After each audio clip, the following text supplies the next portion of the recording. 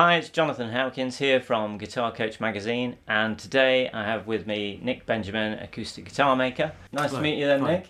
And maybe you can start by just telling us a little bit of the background of how you got into guitar making. In my teens I started playing the guitar. I had some classical guitar lessons for a couple of years, I remember going to the local library and thinking I'll find some books on guitars, and I found a book on guitar making, which is actually quite a famous one, it turns out. It's a small book about making a classical guitar by Irving Sloane, who's quite a famous author of guitar making books. I thought, maybe I could make a guitar. My mum played in an orchestra, she was a flautist, and she said, a friend of mine's made his own violin. So we went to see her friend who had made a violin at home. So I saw it was possible to make something, and when I was 17, I started making a classical guitar at home in my bedroom, on the sort of table in my bedroom. Wow. And it took me about a year and a half or something, just at the weekends when I was doing my A-levels, and I really enjoyed it. I mean, I'd always been interested in making stuff and designing things. There's quite a lot of people in my family that are engineers or designers and that kind of stuff. And so do you follow like an exact template, or something to make a guitar? In a sense, there are traditional formats, and that first one I made it was based on a very traditional Spanish style, where you kind of build a guitar on a flat board. Basically, it's all face down, and you gradually add bits to it until it turns into a guitar, and then you take it off the board and do the fingerboard and the bridge and that kind of stuff. Right. And that method was great for a first one because it didn't need very many tools. You could make it very simply.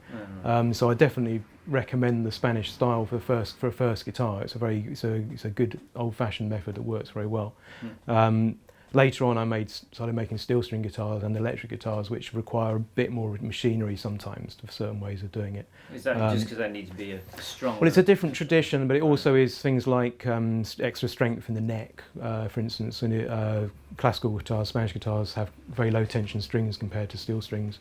Right. So the neck can be just a simple piece of wood, whereas a steel string guitar, you tend to have adjusting rods and even carbon fibre I use now and stuff like that. So you need to cut accurate channels to put things like that in. So machinery becomes more important, like routers and stuff like that.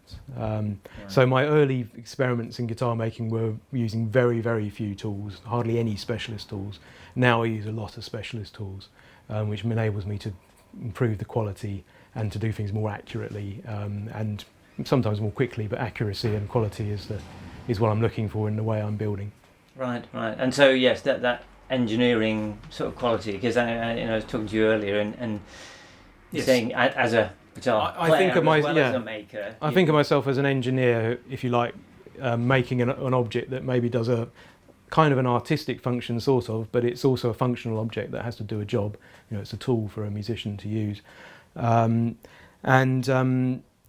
it's the engineering ideas can be useful, but ultimately a guitar makes a musical sound which isn't engineering. It's something that's a personal taste thing. So I use my engineering background, because I did an engineering degree before I started making guitars. I use those ideas, but what I make is from music. It's something that I like the sound of. It has to work well, play in tune, be stable, all those kind of things, which are engineering, if you like. But the sound is an artistic choice, I suppose you could say. But do you aim for achieving a consistency between, because obviously you're making guitars in very small numbers. I don't look for consistency. I look for consistent quality, if you like, but I deliberately build lots of different instruments to get different sounds. Right. I have my sort of core sound that my guitars do, and it's actually, most guitar makers, they find it quite difficult to make guitars that sound radically different to their normal guitars. And a lot of that's down to just the way you look at it, how you choose the wood, whether you like dense bits or lighter bits, or what just these simple ideas like that will often make your guitars have a type of sound. Right. So even when I make a really unusual guitar, it still will sound like one of my guitars. But one of the things that when someone comes to me to order a guitar is they're choosing what the woods are going to be and how big the guitar is, what kind of shape it is, and those will change the accent of the guitar quite dramatically. Right. So when someone's coming to you, they obviously don't they don't really know what they're going to get to a certain extent. Yes, no, I'm still amazed that people order, the trust involved when people order a guitar, and they maybe have played one or two of my guitars, or maybe sometimes they haven't even played one of my guitars, and that's even more surprising. But people do, they take a leap of faith, and if they've seen, what I usually do, and they trust me because of that, and it works. Thankfully. And what are people looking for when they're looking for a bespoke or custom guitar, as opposed to going and buying a high-end guitar from? I think what most people say is it's a more personal experience, in the sense that they're more willing, they're willing to sacrifice the knowing what they're going to get. But if you go and buy one, you know what it's like. Because they enjoy it more, the process, the anticipation, the choosing the woods, the interaction with the person making something. It's something that you could argue we've lost at the moment, and it's something that people enjoy, because most things you buy, you just go to the shop and you buy it, and everyone else has got the same thing that you've got, even if all sorts of objects which are like that. Musical instruments is maybe one of the things that can be more personal still. Well, without doubt, yes, they are things of beauty, aren't they? I mean, yes. People get attached to guitars that are made in the millions. They love a classic design, and they'll have their one that they love, but there'll be millions of them being made. I've only made 130 guitars, so if you buy one of mine, I don't like the word exclusive, because that's not what I'm trying to do, but it's personal. Yeah. It's more characterful, if you like, and there's more. When you order a guitar and you've got to wait a while for it, the anticipation. I know people, people kind of get addicted to it almost. That they've got something to look forward to, and they will be checking up. How's it going along? Can I come and see the the bits you've made so far and that kind of stuff. Yeah, I was going to say. So it's fun. Right. The process of having a guitar made is fun, and then you get a guitar at the end. So it's it's a double sort of pleasure, if you like. But does that mean a lot of your customers are more sort of close by geographically here? Less and less. No, it's becoming more and more national and sometimes international. In my early days of making, I probably kind of used up the local market of, it's a small town here, and quite a lot of people in Lewes have a Benjamin guitar, and they were, some of my cheap, when I was charging less in my early days, the local market was, more available to me. Now I'm charging more realistic prices to try and make it viable as a living. I need to go further afield to find the people that were willing to to pay enough to to make it viable for me to make a handmade guitar, because they take about a month to make each one, so it's quite an intense amount of time, materials and everything. And so are you building a number of them in parallel, or do you literally build one? Then no, I build usually 6 at once. And when I first started, I maybe used to do 2 at once, and then I went up to 6, and I find that's about an ideal number. When I make 6 guitars, they're all different, but I do each process on all 6 at once.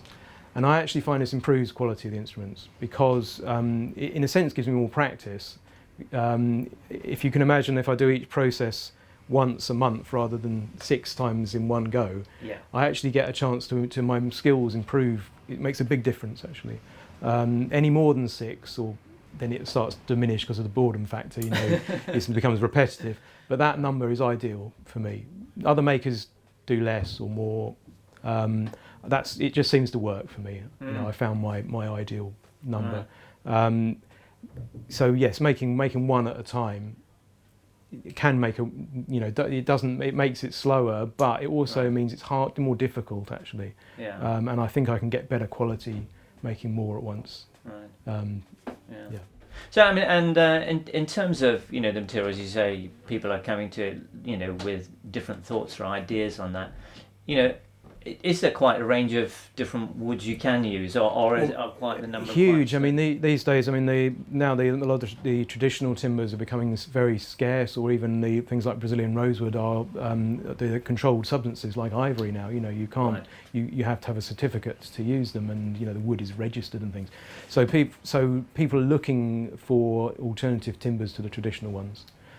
So it's in the last few years the choice of timbers available which have been processed correctly for guitar making is massive. I mean, there are hundreds of different species of woods that people are using now, some with more success than others.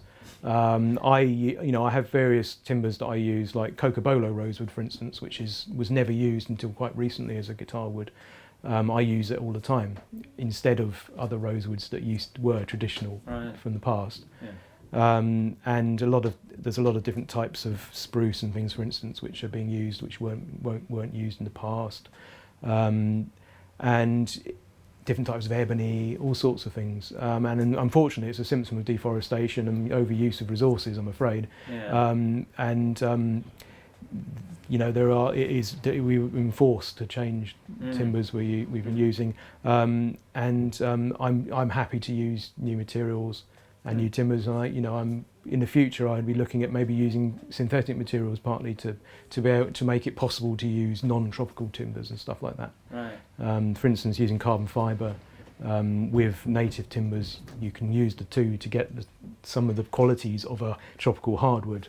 Without having to, chop down a rainforest or whatever, which is, something which obviously, you need to look after resources if you're going to carry on making objects out of them. So on every level, it's important. Yeah. And you're saying like guitar woods. So what makes a wood? Instrument making in general is one of the only things where the properties of the wood are incredibly important to the end result. If you're making a door or something, it can be pine or it can be sapele or whatever, and it will still be a door and work. With instrument making, the properties are crucial. If you make the guitar out of the wrong materials, it may bend in half after a few days, or it may sound awful, or it just may not have a nice sound. It's in general. But so the most of the materials that are used in guitar making have to be very strong, right, and also transmit sound properly, and different parts of the guitar will have different properties in the wood for the function of that part. Also have to be very stable. If you imagine how thin some of the bits of wood are on a guitar, they're 2 or 3 millimeters thick, which is very thin for sheets of wood for any structure. If those aren't stable, you can't. Then the guitar will, bend or it will crack. So there's lots of very crucial properties which mean there are certain timbers work and others don't. So you can't just randomly choose a timber and say, "I'll use this." Well, you can, but the guitar may not be very good. And you how many different materials are you generally using then? Well, different woods. In an average guitar, you'll have certain parts of the guitar that will use woods with a general type of property. Right. So in a normal acoustic guitar, the soundboard is usually made out of a softwood, usually spruce, some type of spruce, sometimes cedar. Spruce and cedar are very light and very strong. Right. So they were used in aircraft manufacture originally, for instance, because of that strength and weight, lightweight with a lot of strength. The main body of the back and sides of the guitar are kind of acting as a sort of cabinet to a lump of air that's resonating, and those generally need to be strong and denser. So it doesn't matter if they're light or dense, and in fact you can use dense wood to give one sound or lighter wood to give another sound. Right. And so that part of the guitar is supporting this lighter soundboard and giving you a weight and a strength. So things like rosewood are often used for that, or mahogany or walnut, or there's all sorts of different ones. And then the neck of the guitar needs to be very strong and stable, because it's got to stay very accurately under tension. And mahogany of some type is usually used for necks, because it's very stable, very strong, it's easy to carve, it transmits sound well, and there are very few other woods that actually work well. And then there are certain other parts which need to be very, very hard and dense, like the fingerboard where the frets are, and the bridge, which needs to be the bridge needs to be very precisely made so everything fits properly. So it needs to be a hard wood. So ebony is usually used, sometimes rosewood, but usually ebony for those parts. So those are kind of the main functioning parts and what the woods need to be. If you, for instance, use, say for the soundboard, say you use rosewood for the soundboard, it would be very dense, and the guitar would sound very cold and hard. It might work okay, but it wouldn't be a nice sound. Right. If you used spruce for the back and sides, you wouldn't be able to bend it, for instance, for the sides, because that's Right. another aspect. Right. And also you'd get a guitar that had a very light, sort of airy sound, didn't have much depth to the sound because of the low density. So changing any of the materials. You can change, and you can deliberately do that. This is what I was saying earlier about you choose timbers to get a sound. So some people might order a guitar made out of very heavy rosewood like Cocobolo. Other people might order a guitar made out of maple, which is the opposite, very light. One will have a sort of deep, dark sound, and one will have a lighter, airier sound. So deliberately different properties of wood to give you a different guitar. So the sort of people who are coming to you to have a guitar made, are they generally very experienced guitar players who probably already have bought other? It's a big mixture. There's a mixture of reasons people order a guitar. In some ways, a professional musician is less likely to order a guitar from a handmade guitar, which they ought to order, because they don't know what they're going to get entirely. Right. If it's really crucial to your everyday work, then you taking risks is maybe not what you want to do. Having said that, I've got quite a lot of professional musician customers, and when you build up a relationship with a player, in that they know what you do and they trust you, then they will order a guitar from you then, because they know what they're going to get. They understand what you're making, and they can make an informed choice about what to order. So I do make guitars for professional musicians quite a lot, but I suppose the main market is people that don't, where it's not, they're very keen players. They'll be amateur players, but they'll love playing guitar and play quite a lot.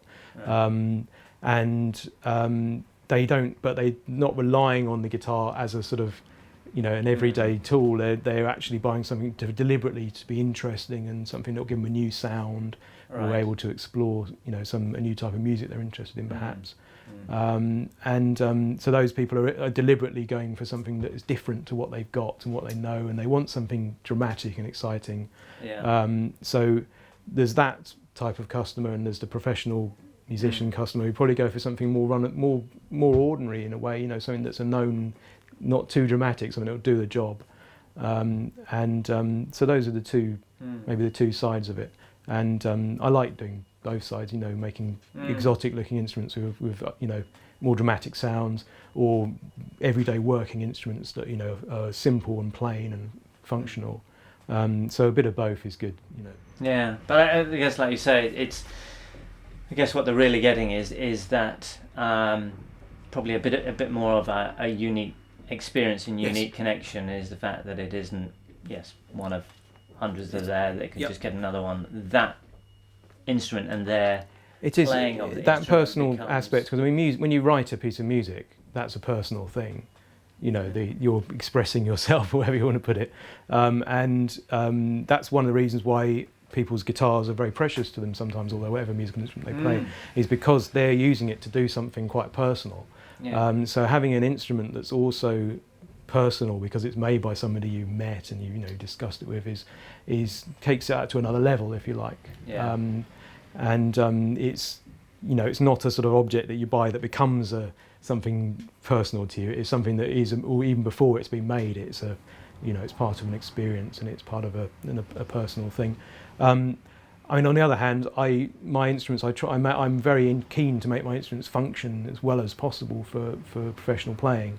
A good number of professional players, people like Newton Faulkner, for instance, rely on my guitars on tour every day, every night, playing them, and they've got to work, they've got to sound great, and they've got to do their job, that ultimately all my guitars are designed to work as well as possible. For instance, I'm quite very experienced with amplification systems and stuff like that for acoustic guitars. That is part of the modern acoustic guitar. If you're going to perform, you've got to plug a guitar in. And I've got a lot of experience with pickups and sound systems. Because I guess that's a whole nother area, isn't it? I mean, but it is now part of acoustic guitar playing, and if you want to make instruments that can be used by professional players, they've got to work plugged in as well as in a studio, and etc. etc. So all my making has been, my designs have evolved to work well in the environments that people are using them. So on big festival stages and stuff, my guitars have a very stable sound. Because otherwise somebody might think, yes, putting the electronics is just going to ruin it. Well, that was often the view of most guitar makers and people. Until very recently, that was a lot of people's view. Guitar pickup systems have improved incredibly in the last few years, and you can make, in my opinion, great acoustic guitars that sound great plugged in and unplugged in, and work well in both environments. I mean, essentially, the way I've tried to achieve that is by making guitars that are very even, so they don't have any strong resonances in particular places, particular notes, and that gives you a sound in a studio. It gives you a sound where mic placement isn't too crucial, so you don't suddenly get a strong note on a particular point. On stage where you're amplified, it means that you don't get a sudden resonant point that play a note and suddenly you get a big howling bit of feedback. So having an even sound, which is about balancing up all the different parts of the guitar so that there aren't any strong resonances in particular places, that it translates to easier recording, more balanced recording, and enables easier amplification use. And in my opinion, I kind of like the sound of guitars acoustically that have a fairly even sound as well. I have been thinking about deliberately making guitars that are less even sounding for instance, if you listen to blues music, for instance, that the sound of a guitar that might have a blues sort of sound isn't very even and smooth. It's much more deliberately kind of, quirky sounding and more mid-range strong perhaps. My guitars are, kind of even and broad sounding, and they don't really suit blues, for instance. So you can deliberately make guitars that have a quirkier sound, which may be less functional, but will have a more, a musical quality that people are looking for. So at the moment I'm making very even, kind of slightly piano-y kind of guitars that function very well and have a particular type of tone, partly because of that. Fascinating. Well, Nick, I know we could sit and chat away for hours. It's a fantastic sort of subject, but that's all we've got time for now. So thank you very much indeed. You're welcome. It was a real pleasure, and maybe we'll catch up with you again sometime soon. Thanks very much.